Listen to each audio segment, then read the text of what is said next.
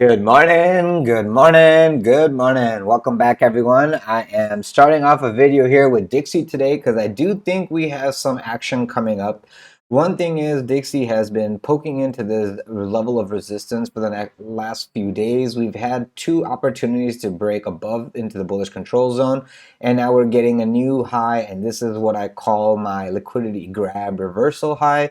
You have bearish divergence on this high because it's a higher high but lower high on RSI. You still have room for it to go and break up today, but the goal is that if you can't get up above this level of 105.50, I would be looking for us to start pulling back and testing into that breakout area of that 104-ish area and basically consolidate in this little cross section of this diamond and basically continue back up. As of right now, we are doing pretty good of going up into that 105, 106 level, but we do need some time. I don't know why this magnet is here. Has absolutely no purpose on what I'm doing right now, but yeah, that's basically the point I was trying to say. As we come into this resistance right now and get a little bit of a pull back, if you go to the 4-hour, you could see it's even more overbought and looking for a little bit of reversion to the mean trade. You will get upside on tech stocks, Bitcoin, and ETH. Keep in mind today is Wednesday and there is a very good possibility of a midweek reversal, and Dixie is kind of giving us that hint that hey, today if we don't make a new high and we do get a pullback, you have an opportunity of coming off the lows on Bitcoin, ETH, and tech stocks in general. And now let's go to Bitcoin on the daily. I'm going to turn off all these little drawings. Don't give it too much away. Why I haven't made a video in the last few days? Because we haven't done anything. I don't want to bore you guys with repetitive videos every day discussing the same $10 price action. Trying to make these videos a little bit more timed out so that way my trading ideas still have value for a week, 2 weeks until those range breaks. As you can see, we are putting in what is looking like a Wyckoff distribution head and shoulder structure. Here's one shoulder, here's one head, here's this Quasimodo fake out of a shoulder. This buy up here was the ETF possibility news, and all we did was just distribute all that and even made a new low on top of everyone's face. You got another little dead cat bounce over here into a resistance level, lower low, and push back down. Now, as you are grinding out this level, I am going to turn this on for one quick second. I just want you guys to see my fibs. There you go. So I was looking for us to come accumulate over here at 25 all the way down to 24 or 23.6. So what we are doing is we're putting in this 25 base. I still think it's a weak base. As you can see, this channel width is where we're rejecting off of. We're basically rejecting off the bottom of the channel breakdown. I would be considering this a bear flag. If you look on higher time frames, I'd be considering that a bear flag. That's why we were looking for that short off of 30. That was a golden pocket that we didn't hold above. We broke down. This is the natural target of the people who shorted here. They would be taking profit over here. So that's why we got a little bit of consolidation here. The issue is, though, is this considered a bottom, or are we looking for a pivot here and going back and breaking above that 30,000 level? I do think that we are going to leg down one more. This is the first leg down. I think we might get 3 legs down into this area and then look for that accumulation reversal and back up. That's around 19,500. You can see why I am saying that is because I already drew it out here on this white doodle. As this head and shoulder forms, I'm looking for the distribution 3 legs down into an inverse head and shoulder accumulation, Wyckoff style, and a breakout into the top of this channel all the way back up to the target that I never hit, which is around 35,000. And then after 35,000, I'm looking for that 40-ish. Okay, this little consolidation is going to be pretty much over sooner or later. If we don't hold this level as support, I'm looking for the Jaime reality slap. If we don't even come to this level and we base off of 25K and we don't go under, I will be considering 25K a major support level moving forward, and we will be basically using that as a long opportunity all throughout the rest of this next 4 year cycle, and then using this 19.5 as a level of risk management, stop loss, whatever you want to call it. So between 25 to 19.5, I would be like, considering that a longing opportunity, and this is what have planned out.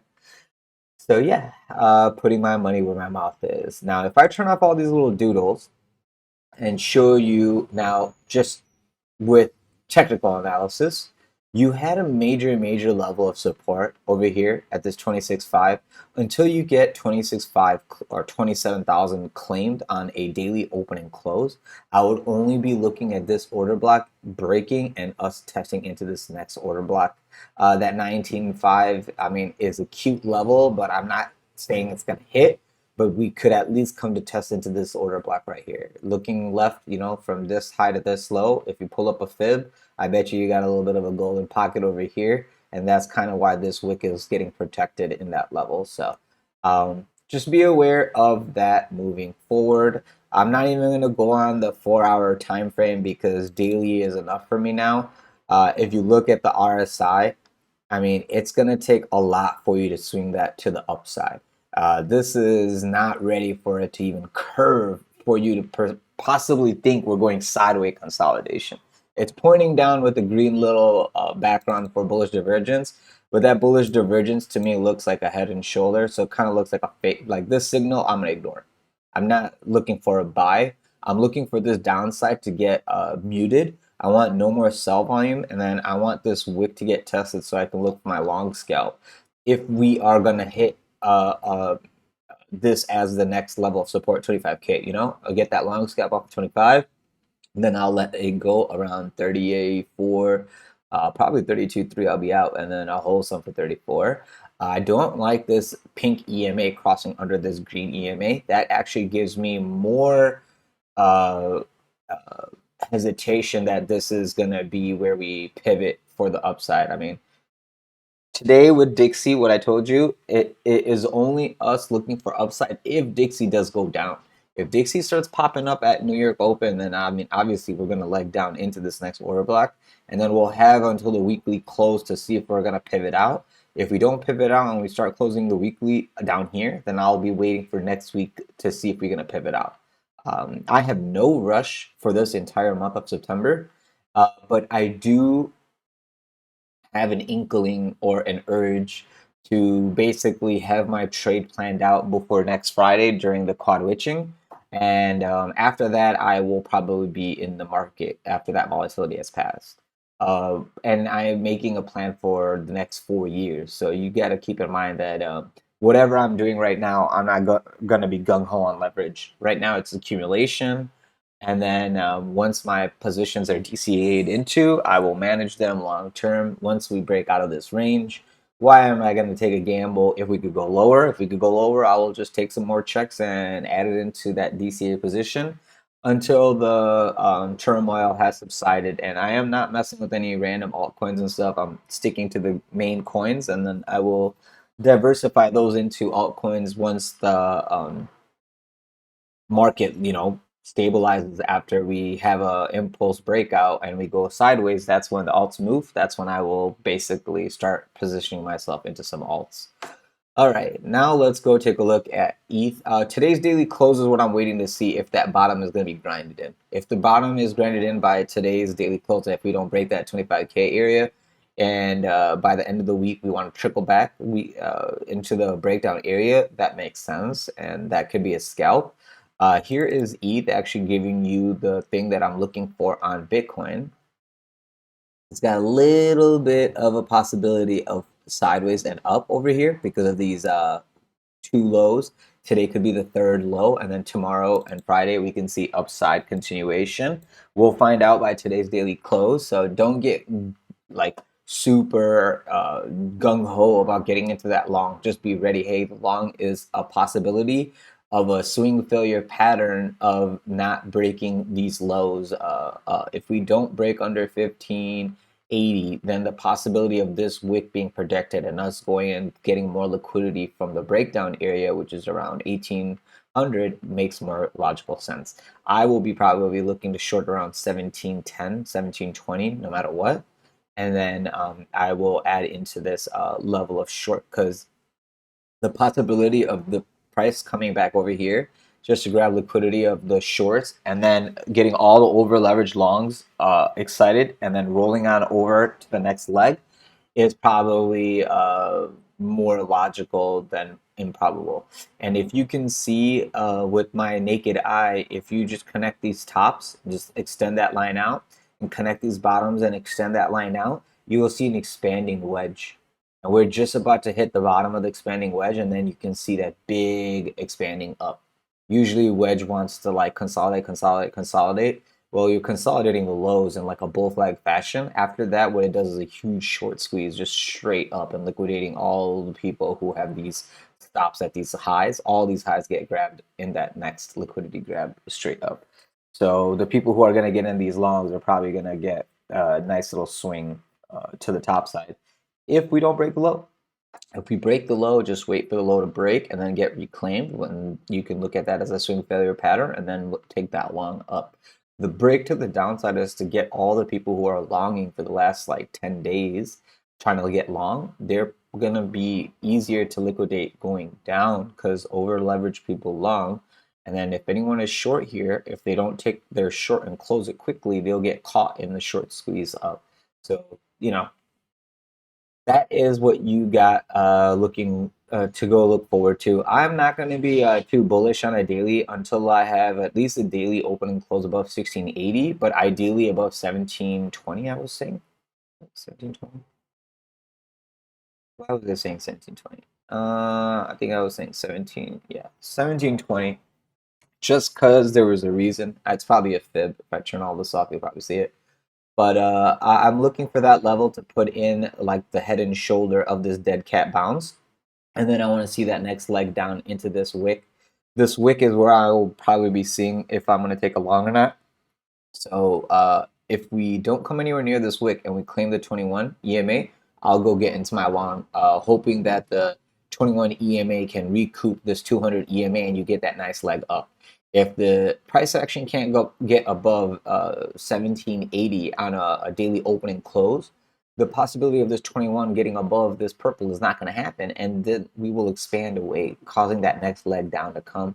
Then you'll get the EMAs to give you a proper cross like this. Right now you're expanding, right? Once expansion is done, once this leg down is done, and this 21 EMA crosses the 200 EMA, you get like a mini golden cross pivot action. Like this is marking itself as like a major bottom, and you can take longs off of this cross and you get this expansion all the way up to the next EMAs. Usually I would take profit on the white EMA from the higher EMA at like a 400 or 600, 800, whatever you want to do. You can take it on that higher EMA and then have a stop loss underneath and let the longs run. But when you got price action in between the EMAs, that's how I use them. And then when you got price action underneath the EMA, here's a long opportunity. When you got price action above the EMA, here's a short scalp opportunity. When the price action is in between the EMAs, you have to see where your high and your low EMAs, and you can use those EMA positions as a scalping opportunity. When price action is above the 21 EMA, you know it wants to get to a 21 EMA. When price action is under the 21 EMA, you know it wants to get up to it. So you can short these highs, you can long these bottoms, and follow your TA accordingly. And yeah, that's basically all I have for you guys today. If you guys have any questions or concerns, leave it in the comment section below. For ETH's low, you can see this is around 1450. So, I mean, that would be the area of interest for me. If after 1450 is lost, I'm looking for that 1200 area. It's actually 1350. After 1450 is lost, it's 1350 to about 1150. This little order block. So that'll be fun to see consolidation in this area. And oh my goodness, people are going to be holding their breath. Because if you lose that consolidation level, the only thing left is the actual low. I mean, if we break this, then entire ETH staking family is going to cry. because of this bear flag that you're seeing on the bottom. People are assuming that we're going to be moving to the upside. If you go to a weekly, you can see this whole structure is like a bear flag after breakdown. And then you know what that means? It gets a 1-to-1, right? If this is a bear flag and it wants to break down, I mean, like, we're gonna see original ETH prices at like $400 or $500 or something. I'm not saying anything like that is happening. I'm just saying, like, logically, if this is all of the history of ETH, and ETH is setting up these 3 lower highs, and these 3 lower highs, if they can't hold this high, the next thing that happens is it goes to test the whole order block, which is all the way at 1130, 1150. So just keep in mind that if you're playing around with ETH around 1600, that's great. But you better have a little bit of money on the side to see if we come test into this 1200 area in the long term. And it could be a wick, just a quick little poke wick and then reverse. If the wick comes under these levels and just wicks it and then reverses like under 880, I will officially say the bottom is in there. Until that wick comes, I see that the selling volume is slowing down, but buyers are not stepping up at these levels. So are the people who are already in ETH not buying more ETH as it's coming down? They're just like, I'll let my interest from my dividend recoup my loss. Or are they buying in, going like, oh yeah, I'll get another node? Or are people in the ETH family already who are still down 50% from their original entry are like, okay, I'm just going to get the heck out of this shit because it looks like it's going to go lower and I'll rebuy it lower. So those are all hypothetical situations for you to think about. Aside from that, guys, I hope you guys enjoyed today's video. I'll try to make another one when something of worthiness comes to action and price. If you could leave me a like, subscribe, press the bell button for notifications, I would greatly appreciate it. If you are interested in trading with me live, feel free to join me on the Discord server. The link to the server is in the description of this video below, alongside all the other affiliate services that I use and recommend. That helps this channel grow. The more people that come in, the more videos I'll make. Other than that, guys, I will see you in the next one. I hope to chit chat with you in the Discord server. And don't forget, we are starting our month of members. It already started. Stack it September. The theme of this month is DCAing into those spot positions. If you're interested in joining members, feel free to DM me on the Discord server. Thank you so much, guys. Have a great day. Talk to you soon. Trade safe.